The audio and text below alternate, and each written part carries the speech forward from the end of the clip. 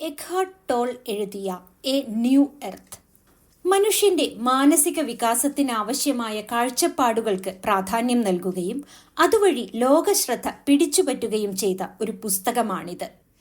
മനുഷ്യന്റെ ആന്തരിക ബോധം, ചിന്തകളുടെ അടിസ്ഥാനം, ഈഗോയുടെ നിയന്ത്രണം, പെയിൻ ബോഡി, അവനവനെന്ന ബോധം, ഇന്നർ പർപ്പസ് എന്നിവയെപ്പറ്റിയുള്ള പഠനങ്ങളെ അടിസ്ഥാനമാക്കി വ്യക്തിഗത വളർച്ചയ്ക്കും സാമൂഹികമായ മാറ്റങ്ങൾക്കും ഇത് വഴികാട്ടിയാകുന്നു. മനുഷ്യൻ ശാസ്ത്രത്തിലും സാങ്കേതിക വിദ്യയിലും പുരോഗതി കൈവരിച്ചിട്ടും ഉള്ളിലെ ദുർബലൻ എന്ന ബോധം മാറാത്തതിനാലാണ് ലോകത്ത് സംഘർഷങ്ങളും യുദ്ധങ്ങളും ഹിംസയും കൂടിക്കൂടി വരുന്നത്.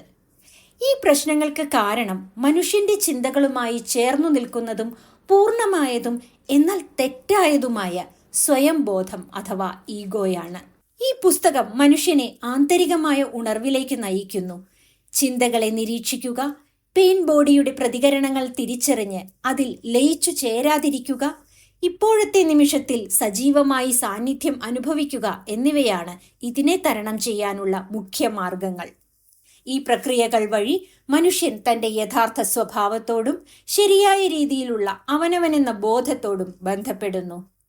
ഇന്നർ പർപ്പസിന്റെ കണ്ടെത്തലും ഔട്ടർ പർപ്പസിന്റെ ബോധപൂർവമായ അംഗീകാരവും ആധാരമാക്കി മനുഷ്യനെ കൂടുതൽ ശാന്തമായതും എന്നാൽ സ്വബോധത്തോടെയുമുള്ള ജീവിതത്തിലേക്ക് നയിക്കുവാനാണ് ഇവിടെ ശ്രമിക്കുന്നത്. ഇതിന് പ്രധാനമായി 2 കാര്യങ്ങളാണ് വേണ്ടത്. ഒന്നാമതായി വ്യക്തിപരമായ ബോധവൽക്കരണം, രണ്ടാമതായി സമൂഹത്തെ മാറ്റുന്ന കൂട്ടായ ബോധം. ഇങ്ങനെ 2 തലങ്ങളിലായാണ് മേൽപ്പറഞ്ഞ അടിസ്ഥാന കാര്യങ്ങളെ വിവരിക്കുന്നത്. ഓരോ വ്യക്തിയുടെയും ഉള്ളിലെ ജാഗ്രത, ഈഗോയുടെ പിടിയിൽ നിന്നുള്ള മോചനം, പെയിൻ ബോഡിയുടെ സ്വാധീനം കുറയ്ക്കൽ എന്നിവ വഴി ലോകത്തിൽ സമാധാനത്തെയും സഹകരണത്തെയും വ്യാപിപ്പിക്കാം. ഒരു പുതിയ ഭൂമി സൃഷ്ടിക്കപ്പെടുന്നതിന്റെ അടിസ്ഥാന ആവശ്യമായ ഘടകങ്ങൾ ഈ ആന്തരിക ഉണർവിൽ നിന്നു തന്നെ ഉണ്ടാകുന്നു. ഇതിലൂടെ വ്യക്തികൾക്കൊപ്പം സമൂഹത്തിനും പുതിയ അറിവിന്റെ പാത തെളിയിക്കുന്നു. അങ്ങനെ മനുഷ്യർക്ക് അവരുടെ ബുദ്ധിയെയും മനസ്സിനെയും മറികടന്ന് യഥാർത്ഥ സ്വഭാവത്തോടും അവനവനെന്ന ബോധത്തോടും ബന്ധപ്പെടാൻ പ്രേരണ ലഭിക്കുന്നു. ഈ അവനവനെന്ന ബോധം ശരിയായ ബോധമാണ്. ഇത് ഒരു ആന്തരിക വിപ്ലവത്തിന്റെയും ബോധവൽക്കരണത്തിന്റെയും ഉണർവിന്റെയും വഴിയാണ്. ഓരോ മനുഷ്യനും അവരവരുടെ ജീവിതത്തിൽ പുതിയ ബോധപൂർവമായ രീതികളിലേക്ക് കടക്കാനും ഒരു പുതിയ ഭൂമിയുടെ സൃഷ്ടിയിൽ പങ്കുചേരാനും പ്രചോദനം നൽകുകയാണിവിടെ. The flowering of human consciousness, മനുഷ്യന്റെ ആന്തരിക ബോധത്തിന്റെ വികാസം. മനുഷ്യന്റെ ആന്തരിക ബോധവികാസത്തെ ഒരു പരിണാമ പ്രക്രിയയായി അവതരിപ്പിക്കുന്നു. മനുഷ്യരാശി ശാസ്ത്രത്തിലും സാങ്കേതിക വിദ്യയിലും വിസ്മയകരമായ ഉയർച്ച കൈവരിച്ചിട്ടുണ്ടെങ്കിലും മനുഷ്യന്റെ ഉള്ളിലുള്ള ബോധം അത്രമേൽ വികസിച്ചിട്ടില്ലെന്ന സത്യം ഇവിടെ തുറന്നു പറയുകയാണ്. മനുഷ്യന്റെ വ്യക്തിപരമായ പക്വതയും ഹൃദയവിശാലതയും ഒന്നും മേൽപ്പറഞ്ഞ കാര്യങ്ങൾക്കൊപ്പം എത്തിയിട്ടില്ല. പുറമേയുള്ള പുരോഗതിക്കൊപ്പമല്ല ആന്തരിക പക്വത വളർന്നത്. അതുകൊണ്ടുതന്നെ യുദ്ധങ്ങൾ, ഹിംസ, അമിതമായ ആസക്തി, പ്രകൃതിനാശം തുടങ്ങിയവ തുടർച്ചയായി നടക്കുന്നു. മനുഷ്യൻ തന്റെ മനസ്സിലെ ചിന്തകളെയും ഓർമ്മകളെയും അഭിപ്രായങ്ങളെയും താൻ തന്നെയെന്ന് തെറ്റിദ്ധരിക്കുന്ന വികലമായ ഒരു തരം സ്വയം ബോധമാണ് ഇതിന്റെ മൂലകാരണം. ഈ തെറ്റായ തിരിച്ചറിവിനെയാണ് ഈഗോ എന്ന് വിളിക്കുന്നത്. ഇതാണ് മനുഷ്യന്റെ ഏറ്റവും വലിയ ശത്രു. ഈഗോ മനുഷ്യനെ വേർതിരിവിന്റെ അനുഭവത്തിലേക്ക് തള്ളിവിടുന്നു. ഞാൻ എന്ന തിരിച്ചറിവ് അമിതമാകുമ്പോൾ മറ്റുള്ളവർ എന്ന ബോധവും ശക്തമാകുന്നു. അതിനാൽ മത്സരം, അസൂയ, അധികാരമോഹം, സ്വാർത്ഥത എന്നിവ ഉണ്ടാകുന്നു. വ്യക്തിപരമായി മാത്രമല്ല, സാമൂഹികമായും രാഷ്ട്രീയമായും പലതരത്തിലുള്ള സംഘർഷങ്ങൾ ഇതിൽ നിന്നാണ് രൂപം കൊള്ളുന്നത്. മനുഷ്യൻ തന്റെ ചിന്തകളിൽ പൂർണ്ണമായി ലയിക്കുമ്പോൾ അവനെ നിയന്ത്രിക്കുന്നത് അവൻ തന്നെയല്ല, മറിച്ച് മനസ്സിന്റെ സ്വാഭാവിക പ്രവണതകളാണ്. അവന്റെ സ്ഥായീഭാവമായ ഈഗോയാണ്. ഇതാണ് മനുഷ്യൻ അനുഭവിക്കുന്ന ദുരിതത്തിന്റെ അടിസ്ഥാനം. എന്നാൽ ഇതിൽ നിരാശപ്പെടേണ്ട കാര്യമില്ല. മറിച്ച് ഈ പ്രതിസന്ധിയെ ഒരു അവസരമായി കാണുക, അതിൽ നിന്നും പഠിക്കുക, സ്വയം മുന്നോട്ടു നയിക്കുക. മനുഷ്യരാശി ഇന്ന് ഒരു നിർണായക വഴിത്തിരിവിലാണ്. പഴയ ബോധനിലയിൽ തുടരുകയാണെങ്കിൽ സർവനാശം ഉറപ്പാണ്. എന്നാൽ അതിനെ മറികടക്കാൻ മനുഷ്യന്റെ ഉള്ളിൽ തന്നെ ഒരു ശേഷിയുണ്ട്. ഇവിടെ പറയുന്ന ഫ്ലവറിംഗ് ബോധത്തിന്റെ പുതിയ തലത്തിലേക്കുള്ള ഉണർവാണ്. ചിന്തയുടെ വികാസമാണ്. അതിലൂടെ ഭൂമിയുടെ പുഷ്പിക്കലാണ്. ഇത് ഒരു ബാഹ്യ വിപ്ലവമല്ല, ഉള്ളിലെ ഒരു ശാന്തമായ തിരിച്ചറിവാണ്. വ്യക്തി തൻ്റെ ചിന്തകളെ നിരീക്ഷിക്കാൻ തുടങ്ങുമ്പോൾ, അവയുമായി പൂർണ്ണ ഐക്യം ഇല്ലാതാകുമ്പോൾ അയാൾക്ക് ഒരു പുതിയ നിലനിൽപ്പുണ്ടാകുന്നു. അവനവൻ ആരെന്ന ആ തിരിച്ചറിവ് തന്നെയാണ് യഥാർത്ഥ സ്വഭാവമെന്ന് സ്വയം മനസ്സിലാക്കാനും അയാൾക്ക് കഴിയുന്നു. ഇപ്പോഴത്തെ നിമിഷത്തിൽ മനസ്സാന്നിധ്യത്തോടെ ജീവിക്കുക എന്നതാണ് ഈ ഉണർവിന്റെ ലക്ഷ്യം. ഭാവിയുടെയും ഭൂതകാലത്തിന്റെയും മാനസിക ഭാരം വിട്ട് ഈ നിമിഷത്തെ പൂർണ്ണമായി അംഗീകരിക്കുമ്പോൾ ഉള്ളിലെ സമാധാനം വളരുന്നു. ഇപ്പോഴത്തെ നിമിഷത്തിൽ മനസ്സാന്നിധ്യത്തോടെ ജീവിക്കുക എന്നതാണ് ഈ ഉണർവിന്റെ ലക്ഷ്യം. ഈ വ്യക്തിഗത ജാഗ്രത കൂട്ടായ്മയിലേക്കും കരുണയിലേക്കും നയിക്കും. ഓരോ വ്യക്തിയുടെയും ഉള്ളിൽ ഈ മാറ്റം സംഭവിക്കുമ്പോൾ അത് സമൂഹത്തിലേക്ക് വ്യാപിക്കുകയും മനുഷ്യരാശിക്ക് ഒരു പുതിയ ഉണർവ് ഉണ്ടാകുകയും ചെയ്യും. ഈ ആന്തരിക വികാസമാണ് യഥാർത്ഥ പരിണാമം. അതാണ് ഒരു പുതിയ ഭൂമിയുടെ തുടക്കം, പുതിയ മനുഷ്യന്റെ ആവിർഭാവം. Ego, the current state of humanity. മനുഷ്യരാശിയുടെ നിലവിലെ അവസ്ഥ. മനുഷ്യരാശിയുടെ നിലവിലെ ബോധനിലയെ ആഴത്തിൽ വിശകലനം ചെയ്യുമ്പോൾ പല പുതിയ തിരിച്ചറിവുകളും നമുക്കുണ്ടാകുന്നു. മനുഷ്യരുടെ ചിന്തകളുമായി പൂർണ്ണമായ ഐക്യം പുലർത്തുന്ന അവസ്ഥയെയാണ് ഈഗോ എന്ന് വിശേഷിപ്പിക്കുന്നത്. മനുഷ്യൻ തൻ്റെ മനസ്സിലെ ശബ്ദം തന്നെയാണ് താനെന്ന് തെറ്റായി തിരിച്ചറിയുമ്പോൾ അവൻ വ്യാജമായ ഒരു ഞാനെന്ന ബോധം സൃഷ്ടിക്കുന്നു. ഈ വ്യാജ തിരിച്ചറിവാണ് വ്യക്തിപരമായും സാമൂഹികമായും നിലനിൽക്കുന്ന പ്രശ്നങ്ങളുടെ അടിസ്ഥാനം എന്നതിൽ യാതൊരു തർക്കവുമില്ല. ഈഗോയ്ക്ക് സ്ഥിരമായ ഒരു അരക്ഷിതാവസ്ഥയുണ്ട്.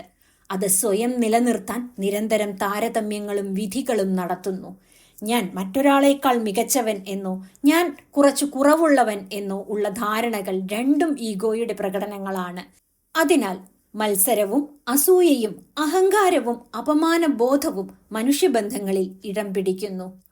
ഒരു വ്യക്തി തൻ്റെ സ്വന്തമായ നേട്ടങ്ങൾ, സമ്പത്ത്, സ്ഥാനം, മതം, ജാതി, ദേശീയത എന്നിവയെ തൻ്റെ തിരിച്ചറിയലിൻ്റെ ഭാഗമാക്കുമ്പോൾ അവയെ സംരക്ഷിക്കാൻ സ്വയം തയ്യാറാകുന്നു. സംഘർഷത്തിലൂടെയും ഹിംസയിലൂടെയും പോലും അവനത് സാധിച്ചെടുക്കുന്നു. ഇതാണ് ആഗോളതലത്തിലുള്ള കലഹങ്ങളുടെ വേരുകൾ. ഈഗോയ്ക്ക് ഒരിക്കലും സംതൃപ്തി ലഭിക്കില്ല. അത് ഭാവിയിൽ എന്തെങ്കിലും നേടാമെന്ന പ്രതീക്ഷയിലോ ഭൂതകാലത്തിലെ അനുഭവങ്ങളിലോ ജീവിക്കുന്നു. ഇപ്പോഴത്തെ നിമിഷം അതിന് അപൂർണമാണ്. അതിനാൽ മനുഷ്യൻ നിരന്തരം അസന്തുഷ്ടിയിലും മാനസിക സമ്മർദ്ദത്തിലും കഴിയുന്നു. വ്യക്തിപരമായ ബന്ധങ്ങളിലും ഇത് വ്യക്തമാണ്. ചെറിയ അഭിപ്രായ വ്യത്യാസങ്ങൾ പോലും വലിയ സംഘർഷങ്ങളായി മാറുന്നത് ഈഗോ സ്വയം സംരക്ഷിക്കാൻ ശ്രമിക്കുന്നതിനാലാണ്. സമൂഹത്തിന്റെ ഘടനകളെയും ഈഗോയുടെ പരിധിയിലൂടെ നമുക്ക് കാണാൻ ശ്രമിക്കാം. രാഷ്ട്രീയ സംവിധാനങ്ങൾ, മതസംഘടനകൾ, സാമ്പത്തിക മത്സരങ്ങൾ എന്നിവയിൽ ഈഗോയുടെ കൂട്ടായ പ്രവർത്തനം നമുക്ക് കാണാം. ഒരു കൂട്ടം ആളുകൾ ഒരു കൂട്ടായ തിരിച്ചറിവുമായി യോജിച്ചു പോകുമ്പോൾ ഞങ്ങൾ എന്ന ബോധം അവർ എന്ന വേർതിരിവിലേക്ക് നയിക്കുന്നു. ഇതാണ് യുദ്ധങ്ങൾക്കും വിഭാഗീയതയ്ക്കും കാരണമാകുന്നത്. എങ്കിലും പരിഹാരം പുറമേയുള്ള മാറ്റങ്ങളിൽ മാത്രമല്ലെന്ന് നമുക്ക് വ്യക്തമാണ്. ഒരു വ്യക്തി തൻ്റെ ഉള്ളിലെ ഈഗോയെ തിരിച്ചറിയുമ്പോഴാണ് മാറ്റം തുടങ്ങുന്നത്. ചിന്തകളെ നിരീക്ഷിക്കുന്ന ഒരു ആത്മബോധം വളർന്നാൽ അവയുമായി ലയിച്ചു പോകുക എന്നത് ബുദ്ധിമുട്ടാകും. ഈ ജാഗ്രതയാണ് മനുഷ്യരാശിയുടെ അടുത്ത പരിണാമഘട്ടം. ഈഗോയുടെ ആധിപത്യം തിരിച്ചറിഞ്ഞ് അതിൽ നിന്ന് സ്വതന്ത്രരാകുമ്പോൾ മാത്രമേ യഥാർത്ഥ സമാധാനവും ഐക്യവും മനുഷ്യജീവിതത്തിൽ സാധ്യമാകൂ. The core of ego. ഈഗോയുടെ കാതൽ. ഈഗോയുടെ ആന്തരിക ഘടനയും അതിൻ്റെ അടിസ്ഥാന സ്വഭാവവും നമ്മെ അത്ഭുതപ്പെടുത്തുന്ന കാര്യങ്ങളാണ്. ഈഗോയുടെ കേന്ദ്രബിന്ദു തിരിച്ചറിയൽ എന്ന പ്രക്രിയയാണ്. സ്വയം മനസ്സിലാക്കുക. മനുഷ്യൻ തൻ്റെ ചിന്തകളോടും വികാരങ്ങളോടും ഓർമ്മകളോടും വേഷങ്ങളോടും സമ്പത്തിനോടും ശരീരത്തോടും യോജിച്ചു പോകുമ്പോൾ അവയെല്ലാം ചേർന്നൊരു ഞാൻ എന്ന കൃത്രിമ വ്യക്തിത്വം രൂപപ്പെടുന്നു. അത് യഥാർത്ഥ വ്യക്തിത്വമല്ല, മനസ്സിൻ്റെ സൃഷ്ടിയാണ്. ഈഗോയുടെ പ്രധാന സ്വഭാവം വേർതിരിവാണ്. അത് എല്ലാത്തിനെയും വർഗീകരിക്കുകയും താരതമ്യം ചെയ്യുകയും അവയ്ക്ക് പ്രത്യേകം പേരിടുകയും ചെയ്യുന്നു. ഈ മാനസിക ലേബലുകൾ മനുഷ്യനെ ലോകത്തിൽ നിന്ന് വേർതിരിക്കുന്നു. അതുകൊണ്ട് തന്നെ എനിക്ക് വേണ്ടത്, എനിക്ക് ഇഷ്ടമില്ലാത്തത് എന്ന മറ്റൊരു ബോധം കൂടി ശക്തമാകുന്നു. ഈഗോയ്ക്ക് സ്ഥിരതയില്ലാത്തതിനാൽ അത് നിരന്തരം അംഗീകാരവും സുരക്ഷയും തേടുന്നു. പ്രശംസ ലഭിക്കുമ്പോൾ അത് വളരുന്നു, വിമർശനം ലഭിക്കുമ്പോൾ അതിന് മുറിവേൽക്കുന്നു. ഇതാണ് മനുഷ്യൻ എളുപ്പത്തിൽ വേദനിക്കാനും പ്രതിരോധഭാവം സ്വീകരിക്കാനും കാരണം. തന്നിലുള്ള ഈഗോയുടെ നിലനിൽപ്പിനു വേണ്ടി മനുഷ്യൻ എന്തിനും തയ്യാറാകുന്നു. ഈഗോയുടെ മറ്റൊരു ആഴത്തിലുള്ള ഘടകം ചിന്തയോടുള്ള ഐക്യമാണ്. മനസ്സിലൊഴുകുന്ന ചിന്തകളെ നാം നിരീക്ഷിക്കുന്നതിനു പകരം അവയിൽ മുഴുകുമ്പോൾ ആ ചിന്തകളാണ് നമ്മെ നിയന്ത്രിക്കുന്നത്. ഞാൻ എൻ്റെ കഥയാണ് എന്ന വിശ്വാസം ശക്തമാകുന്നു. ഈ കഥയിൽ ഭൂതകാല അനുഭവങ്ങളും വ്യക്തിപരമായ മുറിവുകളും ഉൾപ്പെടുന്നു. മാനസിക ആഘാതങ്ങളുടെയും അനവസരത്തിൽ ലഭിച്ച ഭാഗ്യങ്ങളുടെയും സ്വാധീനമുണ്ടാകുന്നു. അതുവഴി മനുഷ്യൻ തൻ്റെ ദുഃഖത്തോടും നെഗറ്റീവ് ചിന്തകളോടും ഐക്യപ്പെടുന്നു. അതാണ് പിന്നീട് പെയിൻ ബോഡി എന്ന ആശയത്തിലേക്ക് നയിക്കുന്നത്. ഈഗോയ്ക്ക് എപ്പോഴും കൂടുതൽ വേണമെന്ന താല്പര്യമുണ്ട്. കൂടുതൽ സമ്പത്ത്, കൂടുതൽ ശക്തി, കൂടുതൽ അംഗീകാരം. എന്നാൽ ഇതിനായുള്ള തിരച്ചിൽ ഒരിക്കലും അവസാനിക്കുന്നില്ല. കാരണം ഈഗോയുടെ അടിസ്ഥാനം ഒരു തരം അഭാവബോധമാണ്. അത് ഇല്ലാത്ത എന്തിനേയോ പ്രതീക്ഷിക്കുന്നു. അതിനാൽ അതിന് സമാധാനത്തെ അനുഭവിക്കാൻ കഴിയില്ല. ഇപ്പോഴത്തെ നിമിഷത്തെ സ്വീകരിക്കുന്നതിന് പകരം അത് ഭാവിയിൽ ഒരു പൂർണ്ണത പ്രതീക്ഷിക്കുന്നു. ഈഗോയെ നേരിട്ട് നശിപ്പിക്കാനാവില്ല, പക്ഷേ അതിനെ തിരിച്ചറിയാം. ഒരാൾ തൻ്റെ ചിന്തകളെ അവനവൻ തന്നെയായി നിരീക്ഷിക്കാൻ തുടങ്ങുമ്പോൾ ഈഗോയുടെ പിടി ദുർബലമാകുന്നു. ഞാൻ എന്ന് കരുതിയിരുന്നത് ഒരു മാനസിക നിർമ്മിതിയാണെന്ന് തിരിച്ചറിഞ്ഞാൽ അതിനു പിന്നിലുള്ള ശാന്തവും ജാഗ്രതയുള്ളതുമായ സാന്നിധ്യം തെളിഞ്ഞു വരുന്നു. ആ സാന്നിധ്യമാണ് തൻ്റെ യഥാർത്ഥ സ്വഭാവമെന്നും അതിലേക്കുള്ള ഉണർവാണ് ഈഗോയിൽ നിന്നുള്ള വിമോചനമെന്നും അയാൾ തിരിച്ചറിയുന്നു. അങ്ങനെ സ്വയം തിരിച്ചറിയുമ്പോൾ ലോകം വിശാലമാണെന്നും സാധ്യതകൾ നിരവധിയാണെന്നും ഇനിയും ഉയരങ്ങൾ കാത്തിരിക്കുന്നുണ്ട് എന്നും നമുക്ക് മനസ്സിലാകുന്നു. Role playing, the many faces of ego. ഈഗോയുടെ വിവിധ മുഖങ്ങൾ. ഈഗോ എങ്ങനെ വിവിധ വേഷങ്ങൾ സ്വീകരിച്ച് നമ്മുടെ ജീവിതത്തിൽ പ്രകടമാകുന്നു എന്നത് ചിന്തിക്കേണ്ട ഒരു കാര്യം തന്നെയാണ്. മനുഷ്യൻ സ്വയം തിരിച്ചറിയുന്നത് പലപ്പോഴും ജീവിതത്തിലെ പല പല വേഷങ്ങളിലൂടെയാണ്. ഉദാഹരണത്തിന് മാതാവ്, പിതാവ്, ഭർത്താവ്, ഭാര്യ, അധ്യാപകൻ, വിദ്യാർത്ഥി, മാനേജർ, തൊഴിലാളി, പുരോഹിതൻ, വിശ്വാസി, വിജയി, പരാജിതൻ തുടങ്ങിയ തിരിച്ചറിവുകൾ. ഈ വേഷങ്ങൾ സാമൂഹികമായി ആവശ്യമായവയായിരുന്നാലും അവയാണ് തങ്ങളുടെ യഥാർത്ഥ വ്യക്തിത്വം എന്ന് തെറ്റായി കരുതുമ്പോൾ പ്രശ്നങ്ങൾ തുടങ്ങുന്നു. വേഷം ഒരു പ്രവർത്തനപരമായ പങ്ക് മാത്രമാണ്. പക്ഷെ ഈഗോ അതിനെ തൻ്റെ സ്ഥിരമായ ഞാൻ എന്ന തിരിച്ചറിയലാക്കി മാറ്റുന്നു. അവിടെ യഥാർത്ഥ വ്യക്തിത്വത്തിന് ഒരു മുഖം മൂടി അണിയുകയാണ്. ഈഗോ വേഷങ്ങളിലൂടെ അംഗീകാരവും മഹത്വബോധവും തേടുന്നു. ഒരാൾ തൻ്റെ തൊഴിൽ സ്ഥാനത്തോടോ പദവിയോടോ അമിതമായി ഐക്യപ്പെടുമ്പോൾ അത് നഷ്ടപ്പെടുന്ന സാഹചര്യം വന്നാൽ അവൻ്റെ ആത്മബോധം തകർന്നു പോകാം. അതുപോലെ തന്നെ ഞാൻ ശരിയാണ് എന്ന നിലപാട് എല്ലായ്പ്പോഴും ഉണ്ടാകുന്നതും മറ്റൊരു വേഷമാണ്. വാദപ്രതിവാദങ്ങളിൽ ജയിക്കാൻ ശ്രമിക്കുന്നത് പലപ്പോഴും സത്യത്തിനു വേണ്ടിയല്ല, ഈഗോയുടെ നിലനിൽപ്പിനു വേണ്ടിയാണ്. ഈ രീതിയിൽ ഈഗോ സ്വയം സംരക്ഷിക്കാൻ പല മുഖങ്ങൾ ധരിക്കുന്നു. ഇതിൽ വിക്ടിം അഥവാ ഇര എന്ന വേഷവും ഉൾപ്പെടുന്നു. ചിലർ അവരുടെ ദുരിതങ്ങളോടും പഴയ മുറിവുകളോടും ഐക്യപ്പെടുന്നു. എനിക്ക് അന്യായം സംഭവിച്ചു എന്ന കഥ അവരുടെ വ്യക്തിത്വത്തിന്റെ ഭാഗമാകുന്നു. അതുവഴി അവർക്ക് പ്രത്യേകതയും സഹതാപവും ലഭിച്ചേക്കാം. പക്ഷേ അതിലൂടെ അവർ സ്വാതന്ത്ര്യം നേടുന്നില്ല. മറിച്ച് അവർ സ്വയം ആജീവനാന്തം ഈ വിക്ടിം ഈഗോയുടെ തടവിലാക്കപ്പെടുന്നു. ഈ ഈഗോയ്ക്ക് ദുഃഖത്തോടു പോലും ഐക്യമുണ്ടാക്കാൻ കഴിയും. വേഷങ്ങൾ പ്രശ്നമല്ല, അവയോട് അമിതമായി ലയിച്ചു ചേരുന്നതാണ് പ്രശ്നം. ഒരാൾക്ക് തൻ്റെ വേഷം നിർവഹിക്കാം, പക്ഷേ അതിൽ പൂർണ്ണമായി ലയിക്കരുത്. ഒരു അധ്യാപകന് തൻ്റെ ജോലി ആത്മാർത്ഥമായി ചെയ്യാം. എന്നാൽ ഞാൻ അധ്യാപകനാണ്, അതിനാൽ ഞാൻ ഉന്നതനാണ് എന്ന ബോധം വളരുമ്പോൾ അത് ഈഗോയുടെ പ്രകടനമാകുന്നു. ഇത്തരം വേഷങ്ങളെ തിരിച്ചറിയുകയും അവയിൽ നിന്ന് അല്പം പിന്നോട്ട് നിൽക്കുകയും ചെയ്യുന്നതാണ് നല്ലത്. ഒരാൾ തൻ്റെ ഉള്ളിലെ യഥാർത്ഥ സ്വയം ബോധവുമായി ബന്ധപ്പെടുമ്പോൾ വേഷങ്ങൾ സ്വാഭാവികമായി ലഘുവാകും. അവ നിർവഹിക്കേണ്ട സാഹചര്യങ്ങൾ മാറുമ്പോഴും ആന്തരിക സമാധാനം നഷ്ടമാകില്ല. യഥാർത്ഥ സ്വഭാവം ഒരു വേഷമല്ല, അത് എല്ലാ വേഷങ്ങളെയും പുറമേ നിന്ന് അവനവൻ തന്നെയായി കാണുന്ന ശാന്തമായ സാന്നിധ്യമാണ്. അതിനുവേണ്ടിയുള്ള ജാഗ്രതയാണ് ഈഗോയുടെ അനവധി മുഖങ്ങളിൽ നിന്ന് മോചനം നേടാനുള്ള വഴി. ദ പെയിൻ ബോഡി, വേദനാ ശരീരം.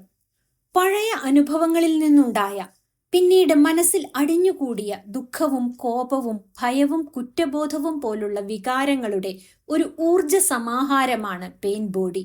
ഓരോ മനുഷ്യന്റെയും ഉള്ളിൽ ഇത്തരമൊരു വേദനാ ശരീരം ഏതാനും അളവിൽ നിലനിൽക്കുന്നു. ഇത് ചിലപ്പോൾ ശാന്തമായി കിടക്കുകയും ചിലപ്പോൾ പ്രത്യേക സാഹചര്യങ്ങളിൽ സജീവമാകുകയും ചെയ്യുന്നു. ഇങ്ങനെ വേദനാ ശരീരം സജീവമാകുമ്പോൾ പഴയ ഓർമ്മകളിൽ നിന്നുകൊണ്ട് പുതിയ സാഹചര്യത്തോട് മനുഷ്യർ പ്രതികരിക്കാൻ തുടങ്ങും. പെയിൻ ബോഡി സജീവമായാൽ വ്യക്തി ഇപ്പോഴത്തെ സംഭവങ്ങളെ ഭൂതകാല വേദനയുടെ കണ്ണിലൂടെ കാണുന്നു. ചെറിയ അഭിപ്രായ വ്യത്യാസം പോലും വലിയ സംഘർഷമായി മാറാനുള്ള കാരണം ഇതാണ്. യഥാർത്ഥത്തിൽ ഇപ്പോൾ സംഭവിക്കുന്നത് ഒരു ചെറിയ കാര്യമായിരിക്കുമ്പോഴും ഉള്ളിലെ പഴയ മുറിവുകൾ പ്രതികരിക്കുകയാണ്. ഇതുകൊണ്ടാണ് ചില പ്രതികരണങ്ങൾ അതിരുകടക്കുന്നതുപോലെ തോന്നുന്നത്. പെയിൻ ബോഡിക്ക് ഭക്ഷണം ആവശ്യമാണ്. ചെറുതോ വലുതോ ആയ ട്രിഗറുകളാണ് മേൽപ്പറഞ്ഞ ഭക്ഷണം. പെയിൻ ബോഡി നെഗറ്റീവ് വികാരങ്ങളിലാണ് ജീവിക്കുന്നത്. അതിനാൽ അത് കൂടുതൽ കലഹവും നാടകീയതയും സൃഷ്ടിക്കാൻ ശ്രമിക്കുന്നു, പ്രത്യേകിച്ച് അടുത്ത ബന്ധങ്ങളിൽ. കുടുംബ ബന്ധങ്ങളിലും ദാമ്പത്യ ജീവിതത്തിലും ഇത് കൂടുതൽ വ്യക്തമായി പ്രകടമാകുന്നു. ഒരാളുടെ പെയിൻ ബോഡി മറ്റൊരാളുടേതിനെ ഉണർത്താം. അങ്ങനെ ഒരു വികാരചക്രം രൂപപ്പെടുന്നു. ഇതാണ് ആവർത്തിച്ചുള്ള വഴക്കുകൾക്കും മാനസിക അകലത്തിനും കാരണം. ചിലർ അവരുടെ വേദനയോട് തന്നെ ഐക്യപ്പെടുന്നു. ഞാൻ ഇങ്ങനെയാണെന്ന് അവർ വിശ്വസിക്കുന്നു. എന്നാൽ പെയിൻ ബോഡി വ്യക്തിയുടെ യഥാർത്ഥ സ്വഭാവമല്ല, അത് ശേഖരിച്ചു വെച്ച വികാരങ്ങളുടെ ഒരു അവശിഷ്ടം മാത്രമാണ്. ഇതിനുള്ള പരിഹാരം ബോധവൽക്കരണമാണ്. പെയിൻ ബോഡി സജീവമാകുന്ന നിമിഷം തിരിച്ചറിയുക എന്നതാണ് ആദ്യപടി.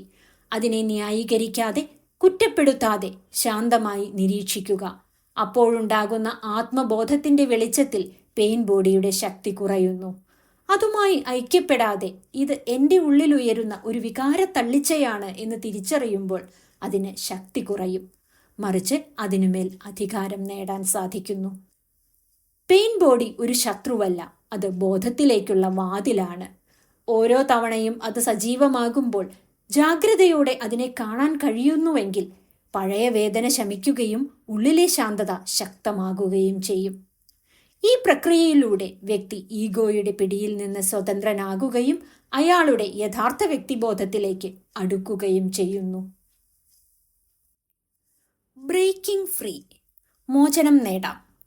ഈഗോയുടെയും പെയിൻ ബോഡിയുടെയും പിടിയിൽ നിന്ന് നമുക്ക് എങ്ങനെ മോചനം നേടാം? ഈഗോയുടെ സ്വഭാവവും അത് മനുഷ്യജീവിതത്തിൽ സൃഷ്ടിക്കുന്ന ദുരിതവും നമ്മൾ കണ്ടു. ഇനി ആ ബന്ധനങ്ങളിൽ നിന്ന് പുറത്തു വരാനുള്ള പ്രായോഗികമായ മാർഗങ്ങളാണ് നമുക്ക് വേണ്ടത്. യഥാർത്ഥ സ്വാതന്ത്ര്യം പുറമേയുള്ള മാറ്റത്തിലൂടെയല്ല, ഉള്ളിലെ ജാഗ്രതയിലൂടെയാണ് ഉണ്ടാകുന്നത്. മോചനത്തിന്റെ ആദ്യപടി തിരിച്ചറിവാണ്. എനിക്ക് ഈഗോ ഇല്ല എന്ന് പറയുന്ന നിമിഷം പോലും ഈഗോയുടെ പ്രകടനമാകാം.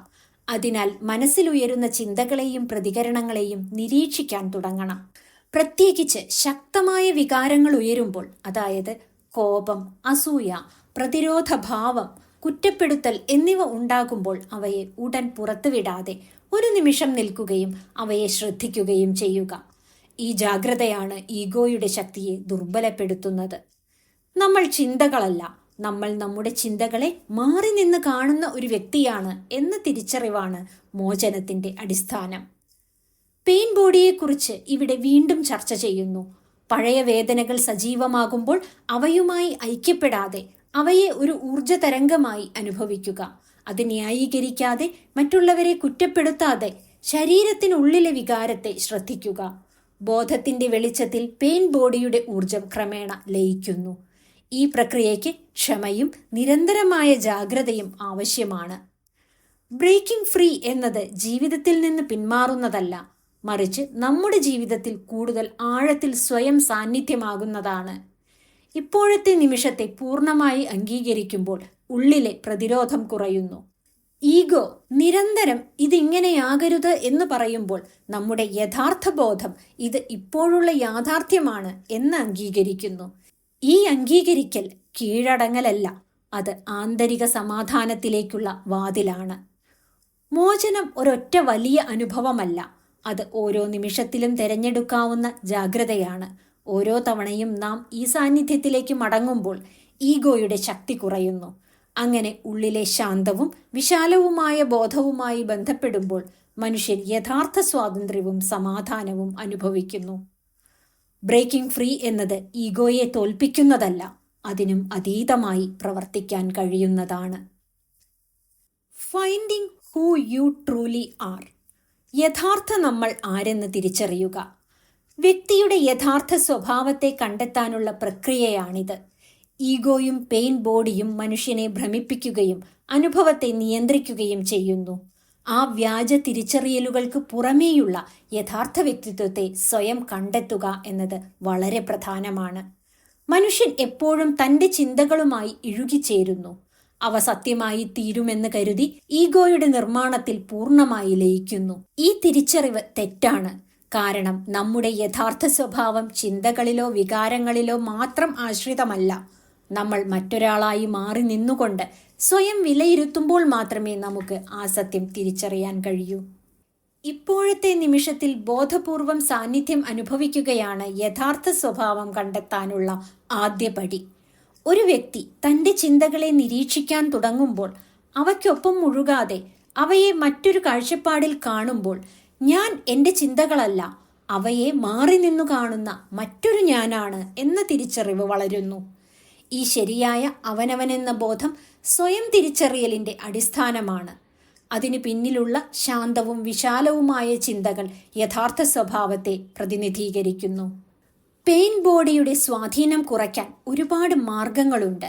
അവയെ നിരീക്ഷിക്കുന്നതും അവയുമായി ഒരുമിച്ചു ചേരാതെ അനുഭവിക്കുന്നതും വ്യക്തിയെ വികാരങ്ങളിൽ നിന്നും മോചിപ്പിക്കുന്നു. യഥാർത്ഥ സ്വയം ബോധം ശക്തമാകുമ്പോൾ മനസ്സ് കൂടുതൽ ശാന്തമാകുകയും വ്യക്തിയുടെ യഥാർത്ഥ സ്വഭാവം തെളിഞ്ഞു വരികയും ചെയ്യുന്നു. അതോടൊപ്പം ഭാവിയും ഭൂതകാലവും മനസ്സിൽ ഒരുപാട് ശക്തമായി ഇടപെടാതാകുന്നു. ഇപ്പോഴത്തെ നിമിഷം മാത്രമാണ് സജീവമാകുന്നത്. ഈ രീതി പരിശീലിക്കുന്നതിലൂടെ പതുക്കെ പതുക്കെ പെയിൻ ബോഡിയുടെ പിടുത്തം അയയുന്നു. യഥാർത്ഥ സ്വഭാവം കണ്ടെത്തുക ഒരു പ്രകടനമല്ല, ഒരു അനുഭവമാണ്, ശീലമാണ്. അത് വെറുതെ ഒരു ബോധവൽക്കരണ പ്രക്രിയയല്ല.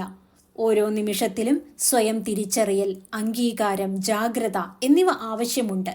ഒരിക്കൽ ഈ തിരിച്ചറിവ് വളർന്നാൽ ഒരു വ്യക്തി ഈഗോയുടെ പിടിയിൽ നിന്ന് മോചനം നേടുകയും പെയിൻ ബോഡിയുടെ സ്വാധീനം കുറയ്ക്കുകയും ചെയ്യും.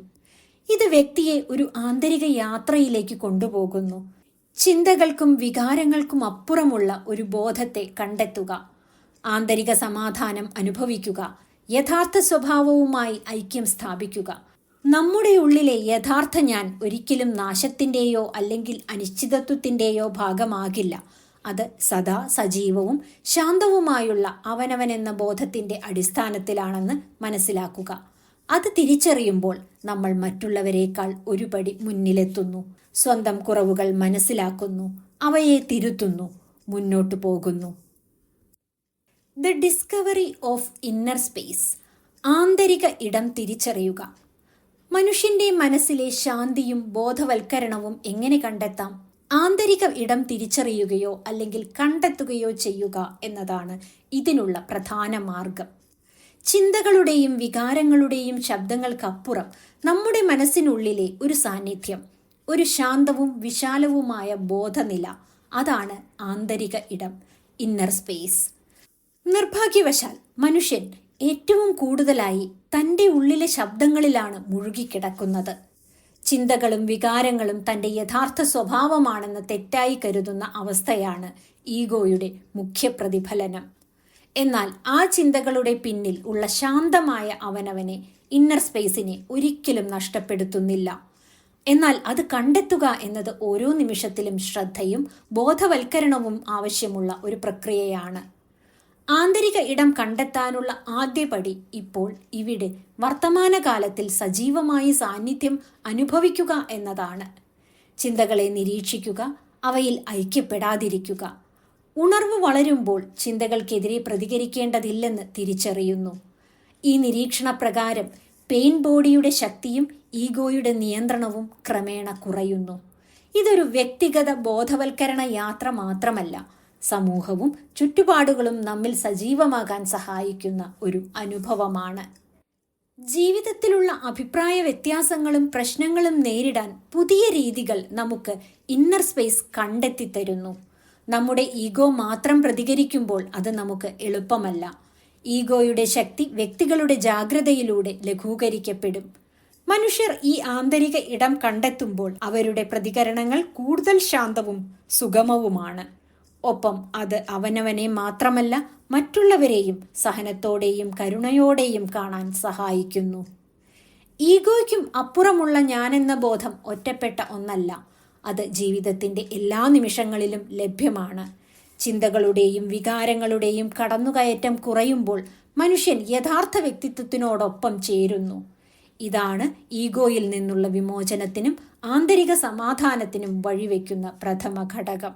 The discovery of inner space ആളുകളുടെ ഉള്ളിലെ ശാന്തി കണ്ടെത്താൻ, ആന്തരികമായ ഇടം കണ്ടെത്താൻ, ഈഗോയുടെ പിടിയിൽ നിന്നും മോചനം നേടാൻ സഹായിക്കുന്ന ഒരു ഗൈഡായി മാറുന്നു. യുവർ ഇന്നർ പർപ്പസ്, നിങ്ങളുടെ ആന്തരിക ലക്ഷ്യം. മനുഷ്യജീവിതത്തിലെ യഥാർത്ഥ ലക്ഷ്യത്തെ പറ്റിയാണ് ഇനി ചിന്തിക്കേണ്ടത്. വ്യക്തിയുടെ ചുറ്റുപാടിൽ നിന്ന് ലഭിക്കുന്ന കാര്യങ്ങളിൽ നിന്നും വ്യത്യസ്തമായി ഉള്ളിലെ മുഖ്യ ഉദ്ദേശം കണ്ടെത്താനുള്ള മാർഗത്തെക്കുറിച്ച് ഇവിടെ സംസാരിക്കുന്നു. മനുഷ്യർ പലപ്പോഴും അവരുടെ ജീവിത ലക്ഷ്യത്തെ പുറം ലോകത്തിലൂടെ നിർവചിക്കുന്നു. പണം, ശക്തി, അംഗീകാരം, സമ്പത്ത് എന്നിവ ആർജിക്കുന്നതിലാണ് എല്ലാവരും സാധാരണയായി ശ്രദ്ധ കേന്ദ്രീകരിക്കുന്നത്. ഇവ എല്ലാവരും കടന്നുപോകുന്ന താൽക്കാലിക വേഷങ്ങളാണ്. യഥാർത്ഥ ഉദ്ദേശം നമുക്കുള്ളിൽ ഉണർവും ജാഗ്രതയും പിന്നെ ഒരു ആത്മസാന്നിധ്യവും ഉണ്ടാകുക എന്നതാണ്. ജീവിതത്തിന് പല തലങ്ങളുണ്ട്. പുറമേയുള്ള ലക്ഷ്യം, ഔട്ടർ പർപ്പസ്, അത് ദൈനംദിന പ്രവർത്തനങ്ങളുമായി ബന്ധപ്പെട്ട് ലോകത്തോടും നമ്മൾ ജീവിക്കുന്ന സമൂഹത്തോടും നമുക്ക് ചുറ്റുമുള്ളവർക്കായി നമ്മൾ നൽകുന്ന പങ്കാളിത്തത്തിനും കടമകൾക്കുമായി ഉള്ളതാണ്. മറ്റൊരു തലമാണ് ആന്തരിക ലക്ഷ്യം, ഇന്നർ പർപ്പസ്. അതാണ് നമ്മുടെ യഥാർത്ഥ ബോധത്തിലേക്കുള്ള വളർച്ചയുടെയും ശരിയായ അവനവനെന്ന ബോധത്തിൻ്റെയും ഉണർവിൻ്റെയും ഒക്കെ അടിസ്ഥാനം. ഇന്നർ പർപ്പസ് തിരിച്ചറിയുമ്പോൾ അത് മനുഷ്യനെ ഈഗോയിൽ നിന്നും ഉയരുന്ന നിയന്ത്രണത്തിൽ നിന്ന് മോചിപ്പിക്കുന്നു. ആന്തരിക ലക്ഷ്യം കണ്ടെത്താൻ നിർബന്ധമായും വേണ്ട ആദ്യ ഘടകം ഇപ്പോഴത്തെ നിമിഷത്തിൽ സജീവമായി സാന്നിധ്യം അനുഭവിക്കുക എന്നതാണ്. ഒരാൾ തൻ്റെ ചിന്തകളുടെയും വികാരങ്ങളുടെയും ശക്തിയിൽ മുഴുകാതെ അവയെ നിരീക്ഷിക്കുമ്പോൾ ആന്തരിക ശാന്തിയും സ്വയം തിരിച്ചറിയലും വളരുന്നു. ഈ ബോധം വ്യക്തിക്ക് ഏറ്റവും പ്രാധാന്യമുള്ള കാര്യങ്ങളെ മനസ്സിലാക്കാൻ സഹായിക്കുന്നു. ഔട്ടർ പർപ്പസ് വളരെ പ്രാധാന്യമുള്ളതായിരുന്നാലും ഇന്നർ പർപ്പസിനെ പിന്തുടരുമ്പോൾ ഈ തിരിച്ചറിവ് സഫലമാകുകയും കാര്യങ്ങൾ ലഘൂകരിക്കപ്പെടുകയും ചെയ്യുന്നു. വ്യക്തിയുടെ ഇന്നർ പർപ്പസ് മറ്റുള്ളവരുടെ സേവനത്തോടും ചുറ്റുപാടിനോടും സമൂഹത്തോടും ബന്ധപ്പെട്ടു പ്രവർത്തിക്കാൻ ഉന്നതമായ മാർഗങ്ങളാണ് തുറക്കുന്നത്. ആന്തരിക ഉദ്ദേശം വ്യക്തിയുടെ ജീവകാരുണ്യത്തെ വളർത്തുകയും ലോകത്ത് സ്നേഹവും കരുണയും പ്രചരിപ്പിക്കാനും സഹായിക്കുന്നു. ഇത് ഒരു ബഹുമുഖമായ പ്രക്രിയയാണ്. ജീവിതത്തിലെ പ്രവർത്തനങ്ങളിൽ ഇന്നർ പർപ്പസിനെ ഉൾപ്പെടുത്തിയാൽ ഔട്ടർ പർപ്പസ് എളുപ്പമായി മാറുന്നു. പ്രവർത്തനങ്ങൾ ബോധപൂർവവും സജീവവുമാകുന്നു. അങ്ങനെ സ്വയം തിരിച്ചറിയുന്നതിലൂടെ സമൂഹത്തിന് വലിയ സംഭാവനകൾ നൽകാൻ നമുക്ക് കഴിയുന്നു. ഇവിടെ വ്യക്തിയെ ഒരു ആന്തരിക യാത്രയിലേക്ക് നയിക്കുകയാണ്. സ്വയം തിരിച്ചറിയലിലൂടെ ഈഗോയുടെ പിടിയിൽ നിന്നും മോചനം നേടുകയും പെയിൻ ബോഡിയുടെ സ്വാധീനം കുറയുകയും യഥാർത്ഥ വ്യക്തിത്വത്തിനോടൊപ്പം ബഹുമുഖമായ സമഗ്രമായ ജീവിതം അനുഭവിക്കുകയും ചെയ്യാൻ വഴി തെളിയിക്കുന്നു. ഇങ്ങനെ ചെയ്യുമ്പോൾ ഇന്നർ പർപ്പസിനൊപ്പം ജീവിക്കുക മാത്രമല്ല, ഔട്ടർ പർപ്പസിനുള്ള പ്രാധാന്യവും പരിപൂർണതയും ലഭിക്കുന്നു. ഇതുവഴിയാണ് മനുഷ്യർ അവരുടെ ജീവിതത്തിലെ യഥാർത്ഥ ലക്ഷ്യത്തെ കണ്ടെത്തുന്നത്. എ ന്യൂ എർത്ത്, ഒരു പുതിയ ഭൂമി. ആത്മീയ ഉണർവിന്റെ ഫലമായി വ്യക്തിയിലും സമൂഹത്തിലും ഉണ്ടാകാവുന്ന മാറ്റം വളരെ വലുതാണ്. ഈഗോ, പെയിൻ ബോഡി, ഉള്ളിലെ ജാഗ്രത, ആന്തരിക സ്ഥലം, ആന്തരിക ലക്ഷ്യം എന്നിവയെ മുഴുവൻ ഒരുമിച്ച് ചേർത്ത് മനുഷ്യൻ ഒരു പുതിയ ബോധനിലയിലേക്ക് പ്രവേശിക്കുമ്പോഴാണ് പുതിയ ഭൂമി ഉണ്ടാകുന്നത്. പുതിയ ഭൂമി എന്നത് വെറും ഭൗതിക മാറ്റമല്ല, അത് മനസ്സിലെ ജാഗ്രതയിലും അനുഭവത്തിലെ ബോധവൽക്കരണത്തിലും ആന്തരിക ശാന്തിയിലും ഉള്ള ഒരു വിപ്ലവമാണ്. ഒരു പുതിയ ലോകം സൃഷ്ടിക്കലാണ്. പഴയ ബോധനിലയിൽ തന്നെ നാം നിലനിൽക്കുമ്പോൾ മനുഷ്യരാശി അനുഭവിക്കുന്ന പ്രശ്നങ്ങൾ, സംഘർഷങ്ങൾ, ഹിംസ, പ്രകൃതിനാശം ഇവയെല്ലാം പൂർണ്ണമായും ഈഗോയുടെ ആധിപത്യം കാരണം ഉണ്ടാകുന്നു. എന്നാൽ ഓരോ വ്യക്തിയും തൻ്റെ ചിന്തകളെയും വികാരങ്ങളെയും നിരീക്ഷിച്ച് പെയിൻ ബോഡിയെയും ഈഗോയെയും തിരിച്ചറിഞ്ഞ് യഥാർത്ഥ സ്വയം ബോധത്തിൽ ജീവിക്കാൻ തുടങ്ങുമ്പോൾ ആ ബോധപരമായ മാറ്റം സമൂഹത്തിലേക്കു കൂടി വ്യാപിക്കുന്നു. ഓരോ വ്യക്തിയുടെയും ജാഗ്രത സമൂഹത്തിലെ ഒരു കൂട്ടായ മാറ്റത്തെ സൃഷ്ടിക്കുകയാണ്. ആന്തരിക വിപ്ലവത്തിലൂടെ മാത്രമേ ബാഹ്യലോകത്തെ സുതാര്യമാക്കി മാറ്റാൻ സാധിക്കുകയുള്ളൂ. പുതിയ ഭൂമിയിൽ മനുഷ്യർ കൂടുതൽ സജീവമായി ഇപ്പോഴത്തെ നിമിഷത്തിൽ സാന്നിധ്യമാകും. അവർ ഭാവിയിലോ ഭൂതകാലത്തിലോ പൂർണ്ണമായി ലയിച്ചു നിൽക്കില്ല. ചിന്തകൾക്കും വികാരങ്ങൾക്കും ഒരു കൃത്യതയും തിരിച്ചറിവും ഉണ്ടാകുന്നു. ഇതുവഴി ഈഗോയുടെ നിയന്ത്രണവും പെയിൻ ബോഡിയുടെ പ്രതികരണങ്ങളും ക്രമേണ ലഘൂകരിക്കപ്പെടുന്നു. ഓരോ വ്യക്തിയുടെയും ബോധവൽക്കരണം കൂട്ടായ്മയിലേക്കും കരുണയിലേക്കും നീങ്ങുന്ന പ്രക്രിയയാകുന്നു. പുതിയ ഭൂമി സൃഷ്ടിക്കപ്പെടുന്നത് വ്യത്യസ്ത വർഗങ്ങൾ, സംസ്കാരങ്ങൾ, മതങ്ങൾ, ദേശീയതകൾ എന്നിവ തമ്മിലുള്ള ഐക്യവും സഹകരണവും മൂലമാണ്. ഓരോ വ്യക്തിയും തൻ്റെ ഇന്നർ പർപ്പസ് അനുസരിച്ച് ജീവിക്കുമ്പോൾ ഔട്ടർ പർപ്പസും യഥാർത്ഥ ചുറ്റുപാടുകളും അവയുടെ ലക്ഷ്യങ്ങളും സഫലമാകുന്നു. മനുഷ്യർ അവരുടെ യഥാർത്ഥ സ്വഭാവത്തോടും ആന്തരിക ശാന്തിയോടും ബന്ധപ്പെടുമ്പോൾ ആ ബന്ധം സമൂഹത്തിലെ സമാധാനത്തെയും സഹകരണത്തെയും ശക്തമാക്കുന്നു. എ ന്യൂ എർത്ത് ആന്തരിക ജാഗ്രതയുടെയും ബോധവൽക്കരണത്തിൻ്റെയും ആഹ്വാനമാണ്. പുതിയ ഭൂമി ഒരു ഭൗതിക വിപ്ലവമല്ല, അത് മനുഷ്യരാശി മുഴുവൻ ഒരുമിച്ച് ചേർന്ന് ഓരോ വ്യക്തിയിലും ആരംഭിക്കുന്ന ഈഗോയും പെയിൻ ബോഡിയും മറികടക്കാനുള്ള ബോധപരിവർത്തനത്തിൻ്റെ തുടക്കമാണ്. ഓരോ വ്യക്തിയും തൻ്റെ യഥാർത്ഥ അവനവൻ എന്ന ബോധത്തിലേക്ക് മടങ്ങുമ്പോൾ ആ ബോധം ലോകത്ത് സൃഷ്ടിപരമായ രീതിയിൽ നന്മയും സമാധാനവും പ്രസരിപ്പിക്കുന്നു. അതുവഴിയാണ് മനുഷ്യർ ഒരു പുതിയ അധ്യായം തുറക്കുകയും ഭൗതികവും ആത്മീയവുമായ സമഗ്രമായ മുന്നേറ്റത്തിലേക്ക് കടക്കുകയും ചെയ്യുന്നത്. ഇതുപോലുള്ള വീഡിയോകൾക്കായി ഈ ചാനൽ സബ്സ്ക്രൈബ് ചെയ്യുമല്ലോ. നന്ദി.